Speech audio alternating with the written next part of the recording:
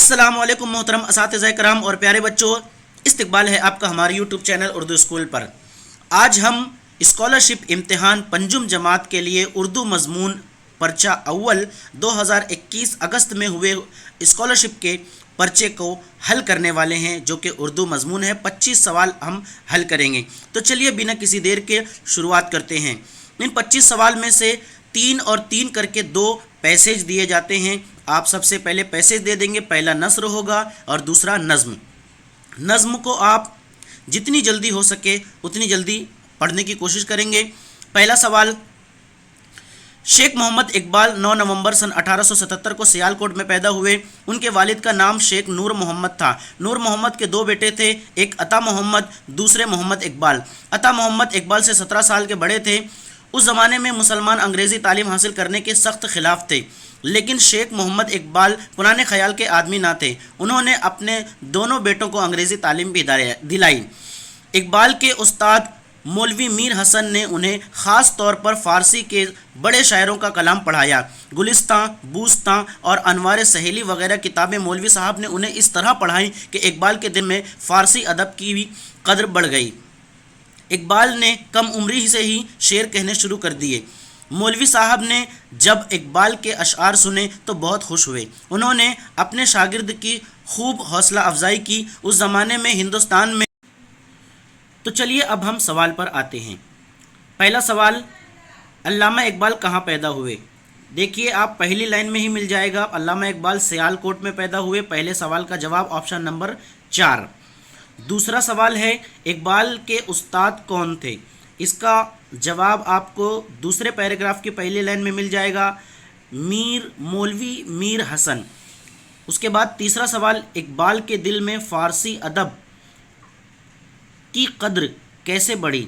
इसका ऑप्शन अगर आप पढ़ेंगे तो भी आपको समझ में आ जाएगा कि ऑप्शन नंबर 3 है, गुलिस्तां, बूस्तां और अनवार सहेली वगैरह किताबें मौलवी साहब ने पढ़ने के बाद ये फ़ारसी अदब की कद्र बढ़ गई। उसके बाद जो अगला पैसेज है नज़्म वाला, उसको भी आप पढ़ लेंगे।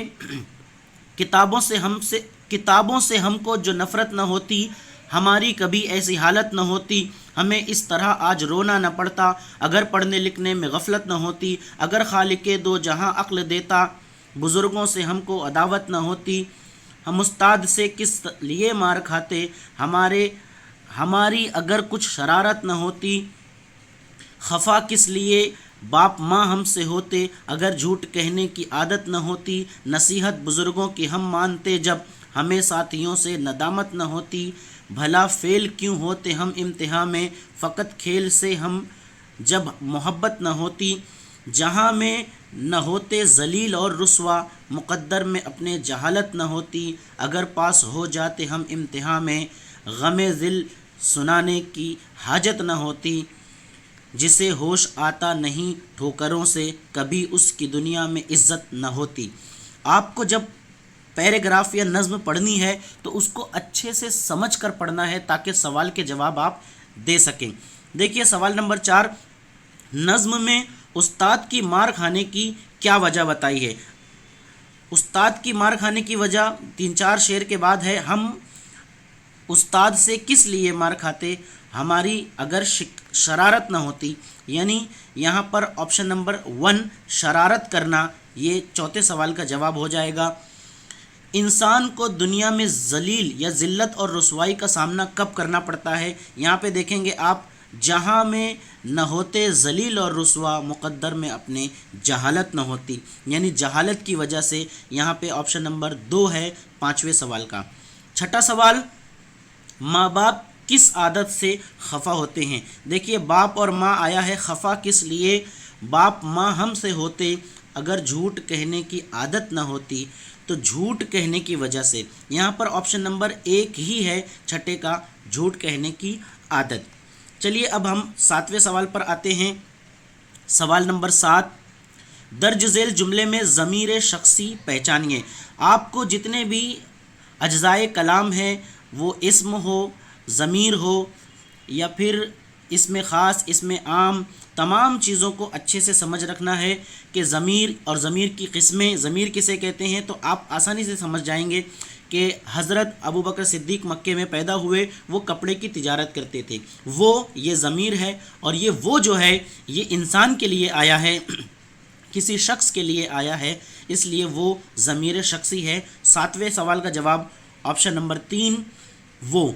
8واں سوال، درج ذیل متبادلات میں مذکر مؤنث کی غلط جوڑی پہچانیے۔ آپ کو سوال دھیان سے پڑھنا ہے، صحیح جوڑی پہچاننا ہے یا غلط جوڑی پہچاننا ہے۔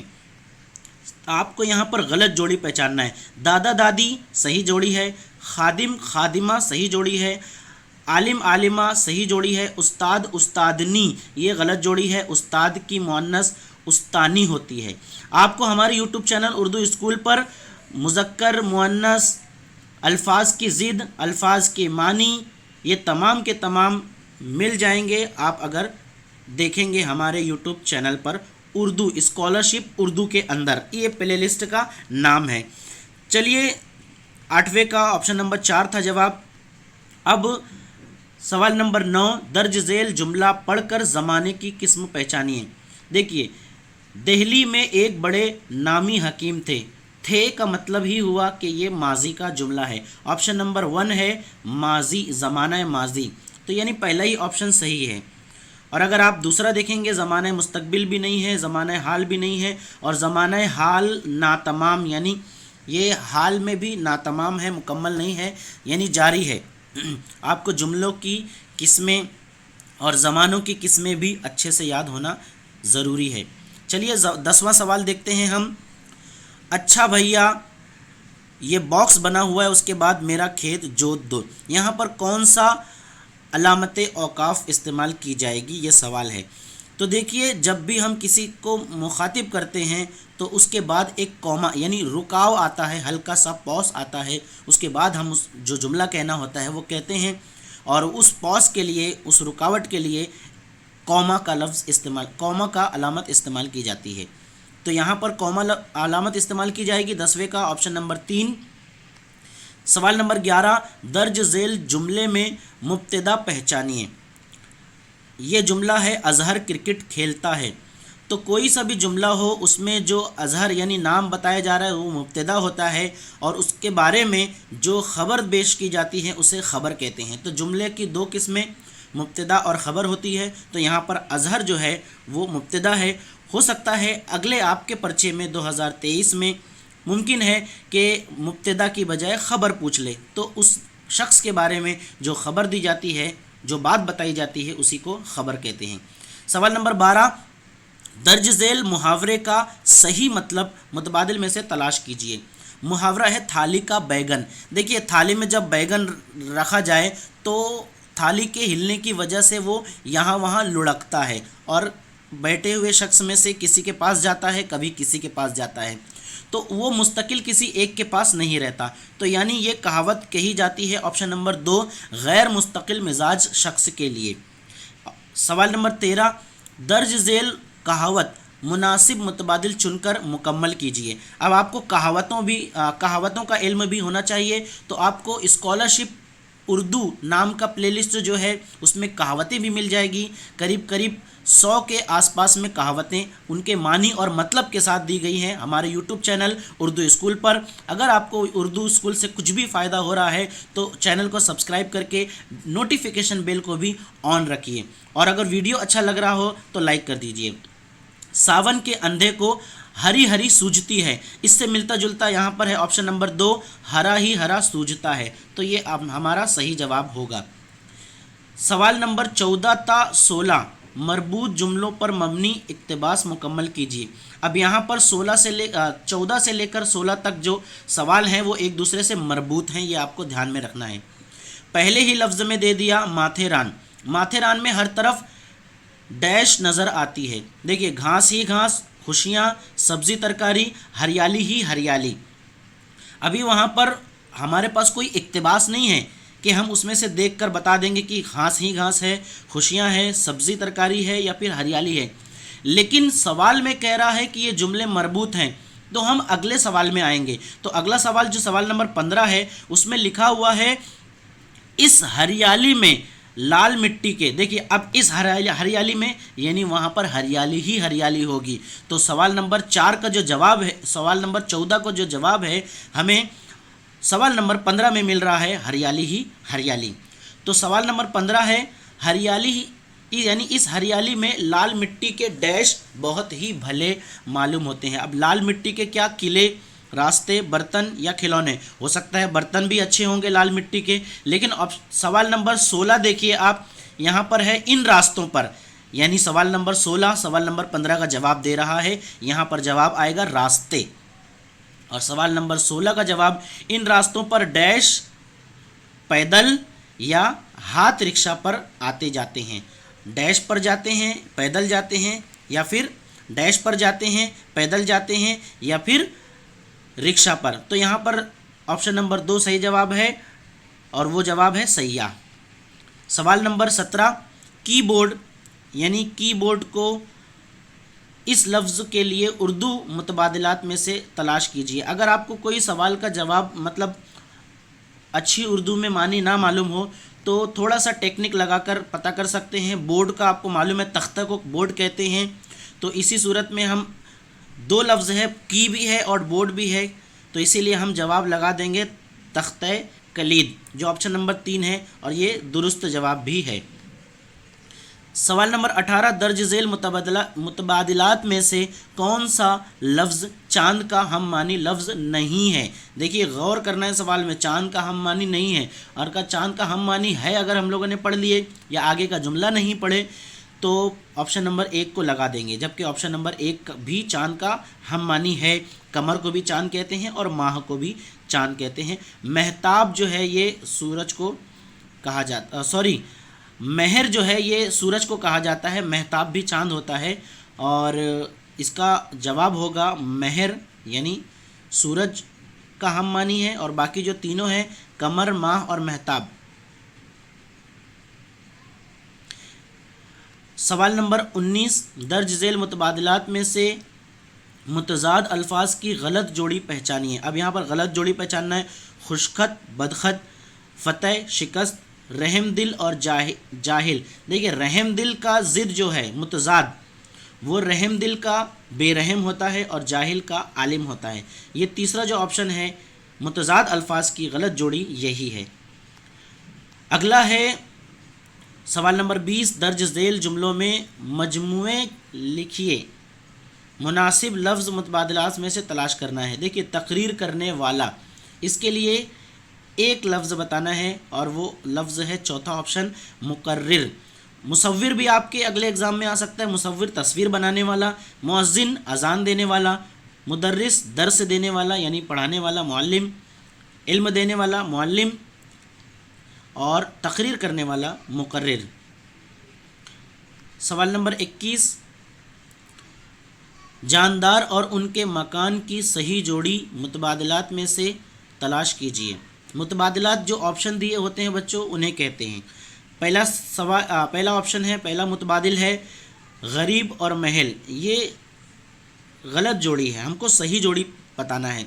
फ़कीर और तकिया, अभी देखिए तकिया आप सोचेंगे कि तकिया तो सोने के लिए इस्तेमाल होती है, लेकिन तकिया के और भी 2-3 मानी हैं। तकिया का एक मानी और होता है जो कि है सहारा के, और जो हम सोने के लिए इस्तेमाल करते हैं वो भी तकिया होता है। और तकिया फ़कीर के रहने की जो जगह होती है, जो छोटा सा घर होता है, उसे तकिया भी कहते हैं। तो यानी ऑप्शन नंबर 2 ही इसका सही जवाब है। ऋषि खानकाह में नहीं होते हैं और सूफ़ी जो है कुटिया में नहीं होते। सवाल नंबर 22 फसाने आज़ाद इस किताब के मुसन्निफ़, ये आपको ना पैराग्राफ दिया हुआ है ना ही कोई पैसेज दिया हुआ है, लेकिन आपको कैसे याद करना है, इतने सारे मुसन्निफ़ होते हैं और इतने सारी उनकी तसानीफ़ होती हैं। तो आपको क्या करना है, अपनी जमात के उर्दू किताब में जितने भी मज़मून दिए हैं, जितने सबक दिए हैं, तमाम सबक के मुसन्निफ़ीन और उनकी लिखी हुई किताबों के नाम जान पहचान में दिए जाते हैं, उनको सिर्फ ध्यान में रखना है। बल्कि लगे तो आपको एक पेज पर उनके ये तमाम तसानीफ़ उनके मुसन्निफ़ के नाम के साथ लिखकर ध्यान में रखना है। उसी में से आपको सवाल एक तो ज़रूर पूछा जाता है। तो यहाँ पर फसाने आज़ाद का जो ऑप्शन नंबर 3 है पंडित रतन नाथ सरशार, ये जवाब आएगा। दर्ज झेल हरूफ जोड़कर बामानी लफ्ज़ बनाइए और उसका चौथा हर्फ पहचानिए। देखिए बामानी लफ्ज़ यहाँ पर बनाना है या, रा, खा, शीन, वाव और दाल। तो आप थोड़ा सा इधर उधर रख कर यहाँ वहाँ तरतीब देकर आप बनाने की कोशिश करेंगे, बन जाएगा। और अगर नहीं बनता है तो फिर आपको कोई सा भी एक ऑप्शन छोड़ देना है या फिर आपको उस सवाल को छोड़कर आगे बढ़ जाना है। यहाँ पर हम लोग उसको जोड़ेंगे तो आप गौर करें, आप बन जाएगा खुर्शीद। खुर्शीद का चौथा जो हर्फ है वो है शीन। तो यहाँ पे ऑप्शन नंबर 4 इस 23वें सवाल का जवाब होगा। 24वां सवाल, पाठा दर्ज झेल मुतबादलात में से किस जानवर का बच्चा है?